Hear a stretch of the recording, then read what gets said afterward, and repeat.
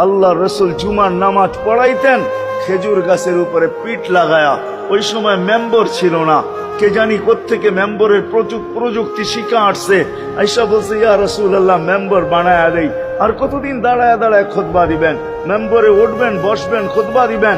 তো খুদ মেম্বর যখন বানায়া দিছে, আল্লাহ রসুলেরও পছন্দ হয়েছে। দাঁড়ায় দাঁড়ায় আর কতদিন খুতবা দিব?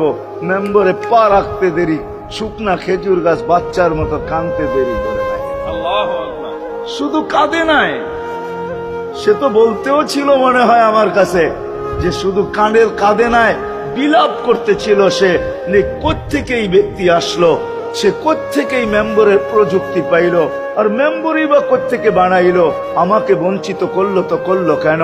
আল্লাহর রসুল তার কান্নার আওয়াজে নিচে নেমে আসছেন, হাত বুলাইতেছিলেন, সান্ত্বনা দিতেছিলেন, তোকে ছোঁয়া দিতে থাকবো, পায়ের নিচে রেখা দিব, তোর গায়ে ছোঁয়া দিয়া মেম্বরে উঠবো।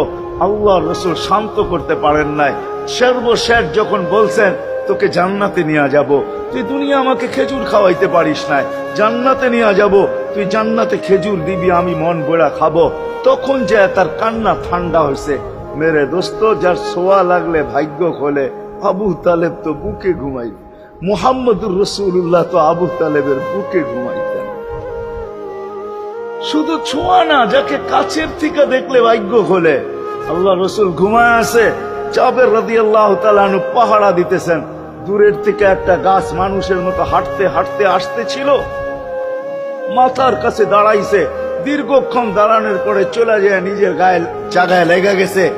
ঘুমের থেকে যখন উঠছেন তো বলতেছিলেন, ইয়া রাসূলুল্লাহ জাদু দেখলাম। কয় কিসের জাদু? ওই গাছটা দূর থেকে আসলো, মানুষের মতো হাঁটতে হাঁটতে আপনার মাথার কাছে দাঁড়াইলো। দীর্ঘক্ষণ দাঁড়ানোর পর আবার চলে যায় নিজের জায়গায় লেগে গেল। মনেই হয় না সে একবার উঠা আসছিল। আল্লাহ রসুল হাসতেছিল আর বলতেছিল, ও দূর থেকে আমাকে দেখতেছিল, ওর মন ভরতেছিল না। ও আল্লাহর কাছে দোয়া করছে, আল্লাহ তোমার হাবিব এত কাছে, আমি এত দূরে, একটু অনুমতি দাও না মাথার কাছে যায় একটু মন ভরা দেখি। হায় হায়।